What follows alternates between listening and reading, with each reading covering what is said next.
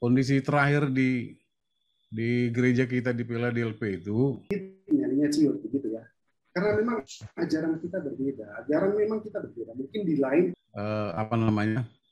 putusan Mahkamah Agung dalam kondisi yang tidak normal seperti ini gitu ya. Sebaiknya Anda simak isi video ini sampai selesai supaya tidak gagal paham sebelum Anda komentar.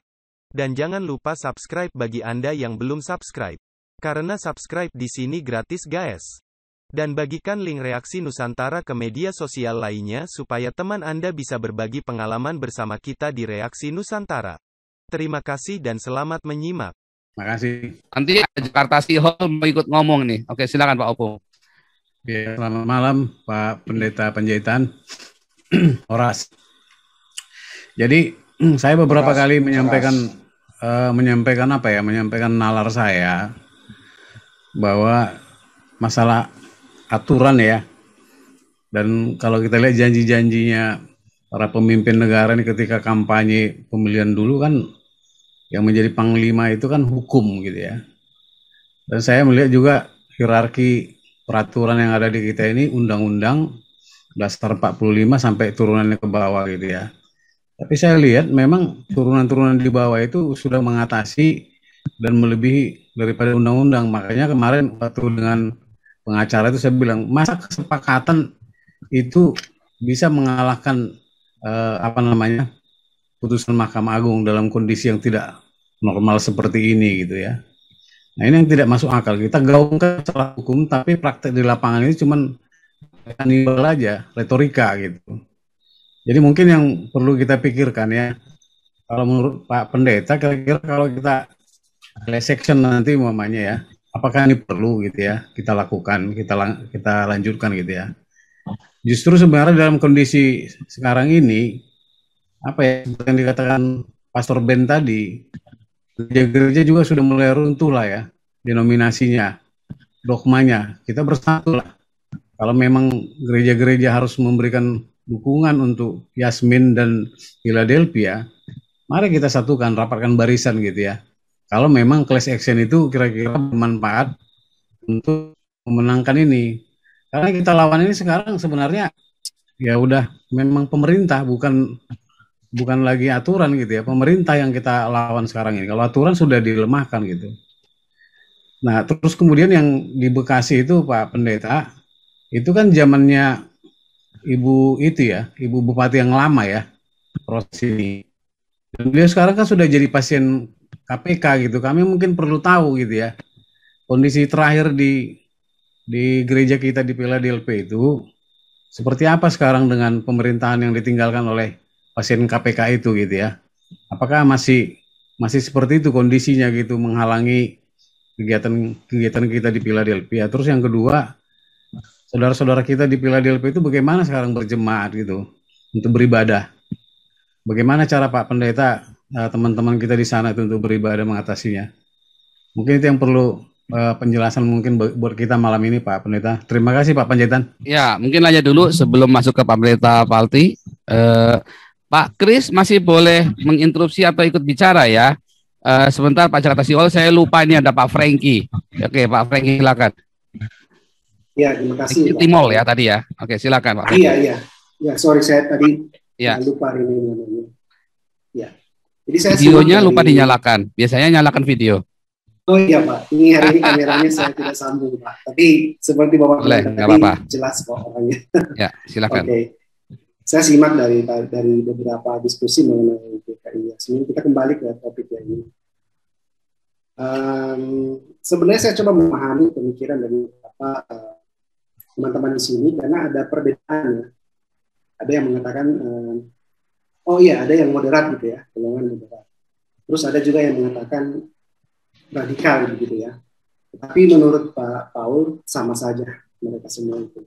Nah, kita harus pahami sebenarnya, saya mencoba untuk memahami dari apa yang Pak Paul katakan adalah karena ini masalah sudah jangka panjang 15 tahun. Mungkin kalau masalahnya hanya 1 tahun gitu ya.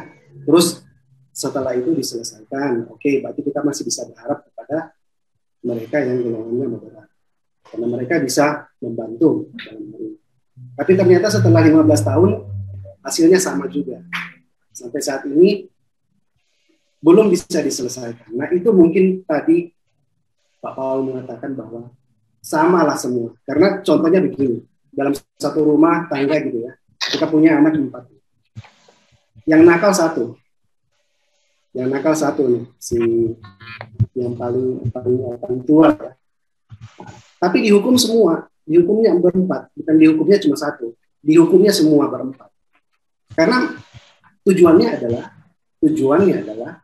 untuk menyadarkan semua bahwa satu yang salah di sini, tapi bisa menjadi contoh kepada yang lain untuk tidak melakukan hal yang sama. Jadi itu yang saya perhatikan. Jadi kalau menurut pendapat pribadi yang saya tangkap tadi dari masalah berkepanjangan dari DKI Yasmin. Tapi kita harus belajar, Pak. Kalau menurut saya kita harus belajar dari mungkin dari cara mereka juga sih, ya kan? Seperti di Inggris ya, di Eropa ya, tiba-tiba banyak begitu ya. Ya. Jadi karena mereka punya strategi, mereka punya cara untuk melakukan itu sehingga mereka bisa didengar.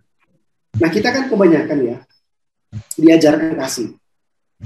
Diajarkan bahwa kita harus pipi kiri, kasih pipi kanan, begitu ya. Nah, dogma ini bagus memang, dalam otomatis sudah pasti benar. Tetapi ini juga di satu sisi, di satu pihak menjadi kelemahan kita. Sebenarnya kita harus akui juga, kenapa? Karena ini akan menjadi bumerang juga sebenarnya.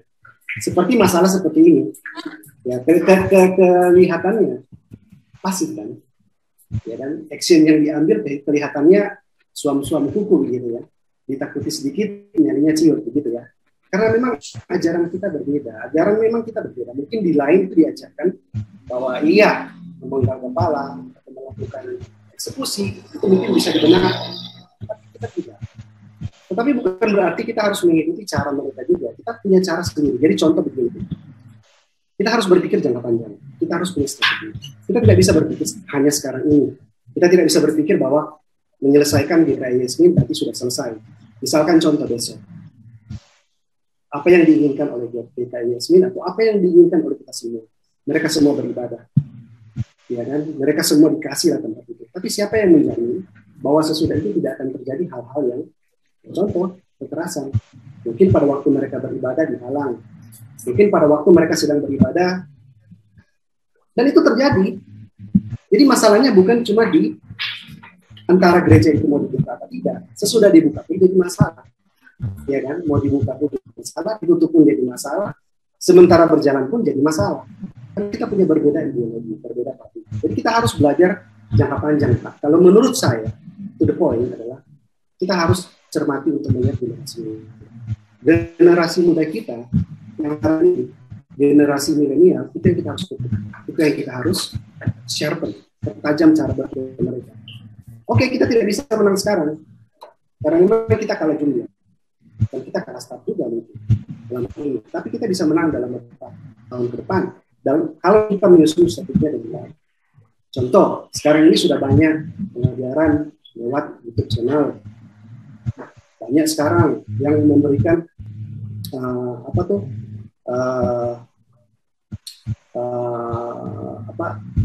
saluran-saluran saya lihat yang baik itu di YouTube maupun di Facebook, memberikan pengajaran, memberikan kebenaran, dan percaya tidak percaya, kita terima tidak terima, itu besar sekali impact-nya. Ada yang mengatakan mungkin ya 30% lah saat ini, tapi mungkin kalau kita hitung dengan benar, mungkin proporsinya sudah 40%. Saya tidak perlu menjelaskan secara detail ya, 30-40 itu apa. Teman-teman sini semua saya pintar menganalisa, sudah tahu semua. Saya cuma melihat dari kacamata saya sebagai orang yang awam. Saya bukan ahli teolog, saya bukan ahli politik, tapi saya yakin bahwa apa yang saya katakan teman-teman bisa paham. Nah, itu ada peningkatan, ada persentasenya berubah, ya kan? Dari teman-teman semua yang aktif di YouTube, seperti Pak Paul, seperti banyak yang kita lihat sekarang ini, Mutadin, mereka melakukan hal itu, dan itu besar sekali dampaknya. Kita tidak bisa lihat sekarang, tapi dalam 5-10 tahun ke depan kita bisa lihat nanti. Dan itu sangat-sangat membantu kita dalam pengambilan proses keputusan, kebijakan, dalam negeri, berpolitik, semua itu pasti akan berpengaruh. Kalau saat ini kita, ya oke, apa yang dilakukan oleh Pak Paul didengar, pasti. Karena ini kan menentang arus, Pak. Jadi pasti didengar. Tapi apakah dieksekusi? Apakah hal itu bisa terjadi? Ya, kita tidak tahu. Tergantung dari para pemegang kebijakan yang ada di pemerintahan saat ini. Tapi kita harus menitik beratkan kepada generasi muda kita, Pak Paul. Mereka yang sekarang anak-anak milenial, mungkin Pak Paul harus bikin satu komunitas khusus anak muda yang di bawah 15-17 tahun ke bawah. Pak Paul bisa mengedukasi mereka anak-anak milenial ini supaya dalam waktu 5-10 tahun ke depan mereka siap untuk at least ya mengimbangi atau melakukan pembelaan dari hak minoritas di sini ya, yang harus dibela tentunya. Nah itu, jadi saya mencoba untuk memahami juga apa yang dikatakan. Ya karena memang paradigma kita berbeda, memang cara pola berpikir kita berbeda, ideologi kita berbeda. Kita nggak dibenarkan untuk melakukan kekerasan.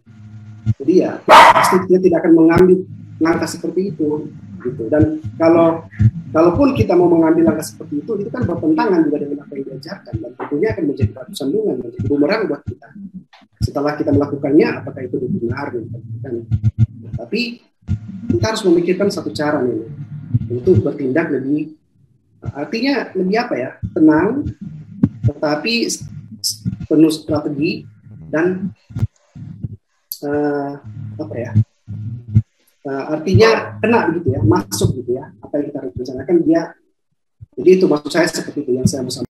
Terima kasih Anda telah meluangkan waktu untuk memberi masukan kepada kami, dan semoga komentar Anda bisa bermanfaat untuk edukasi generasi penerus bangsa ini, terutama bagi diri kita sendiri dan untuk mereka yang mau berpikir dengan akal sehat. Karena dengan akal sehatlah kita bisa bedakan mana yang terbaik untuk orang lain, saudara, keluarga dan terutama untuk diri kita sendiri.